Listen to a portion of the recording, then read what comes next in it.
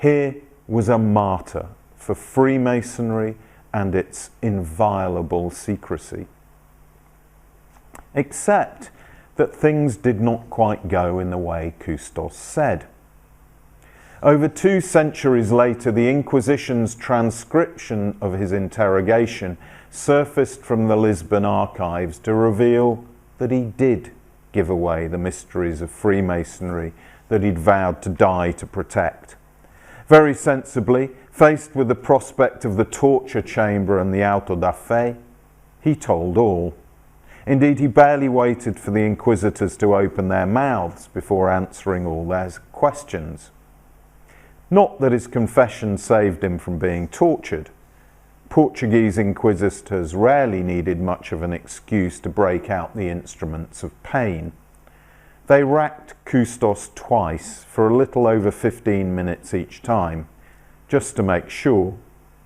But he was never subjected to the strappado, or the nameless torture with a chain wound around his torso.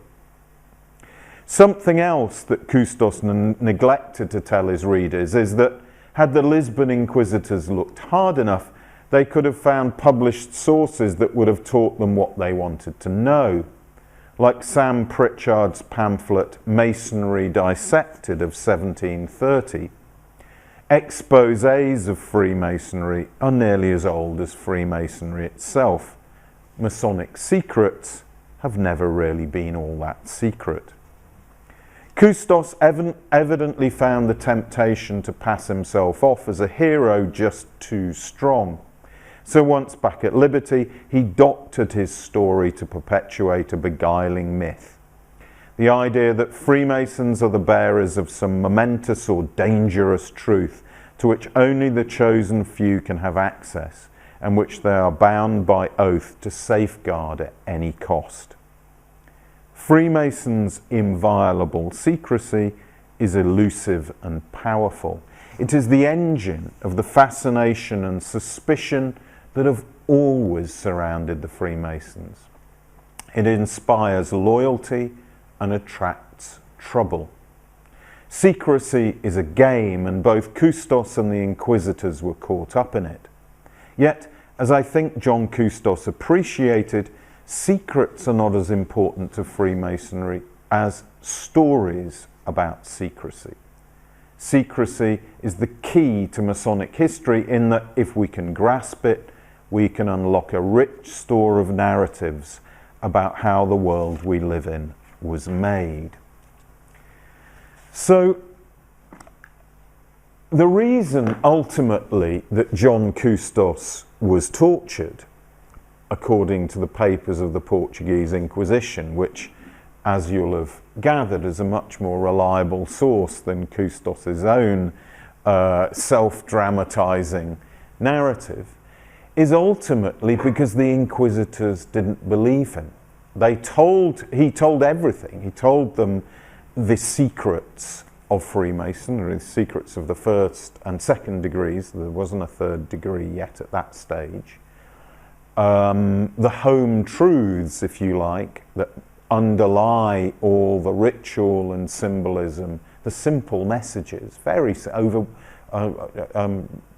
extraordinarily simple messages that underlie all those rituals and oaths.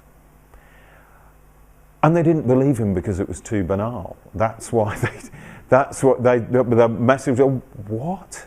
What is all the fuss about? And that's for that reason they tortured him, because they didn't believe that it could be so elementary. But unfortunately, the world didn't learn, the Inquisition didn't learn those lessons. And in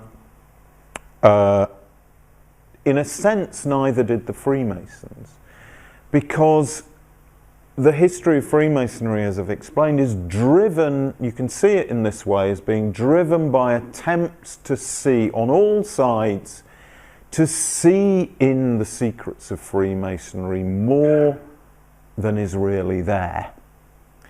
To seek ulterior motives, deeper truths, according to whether your attitude is one of suspicion or whether you are an enthusiastic Mason. That is the motor that drives the constant invention of new degrees.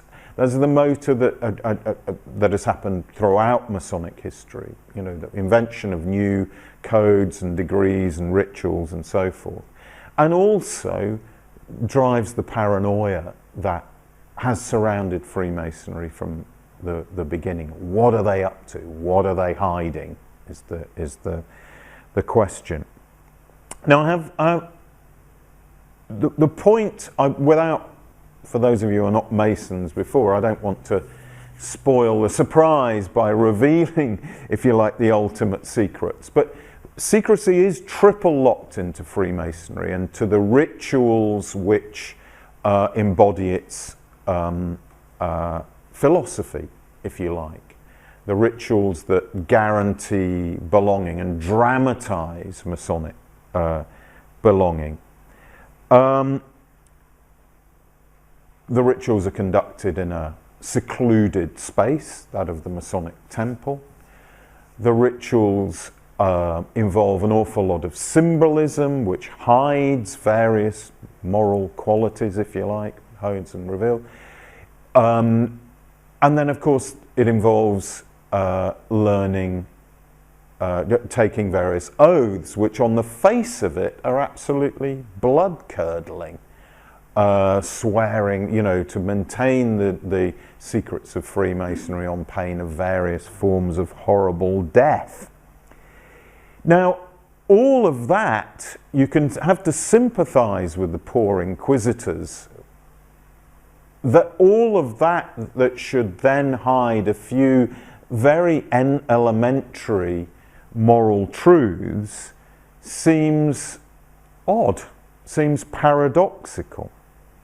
Yet, of course, the rigmarole, the ritual palaver that surrounds those truths is the point of binding people together and creating a sense of solemnity and sacredness around those very elementary moral points.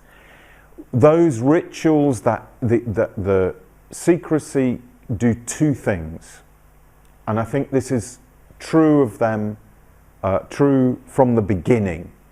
They create a sense of belonging, a very powerful sense of belonging, but they also draw a line between Freemasons and the outside world and thereby create a sense of suspicion.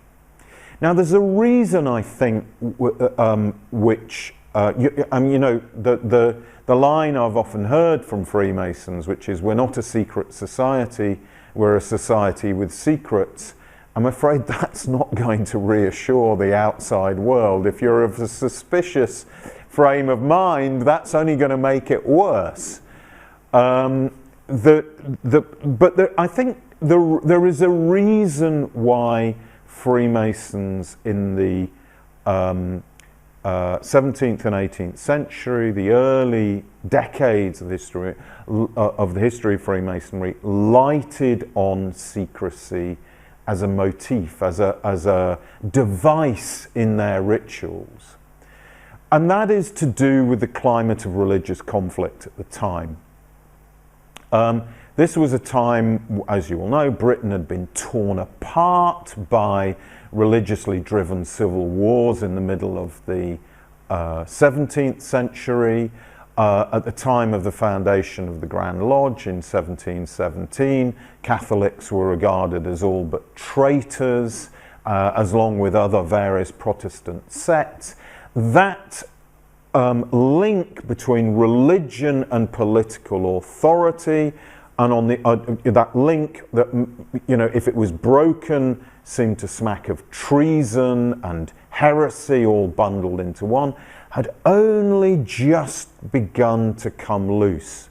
Religion was dangerous. It created bloody conflict, and if you were going to create a kind of fraternity, you could not base it on specific religious beliefs, because that would have sown division.